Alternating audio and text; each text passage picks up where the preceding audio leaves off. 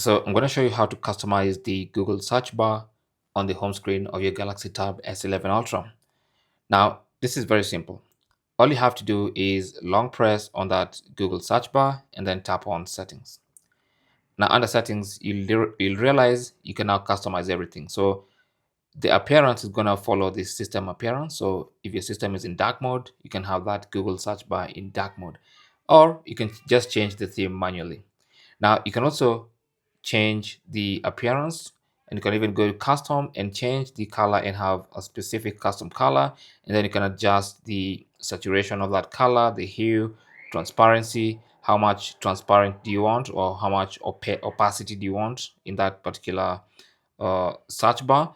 And also you can add shortcuts. So if you tap on plus, you can see these two shortcuts here. You can go and add a dictionary, for instance. You can even add news. So when you're searching, you can search news, or you can search something specific. So you can even add AI mode and then tap on the back button to save. So that's basically how to customize the Google search bar on the home screen of your Galaxy Tab S11 Ultra.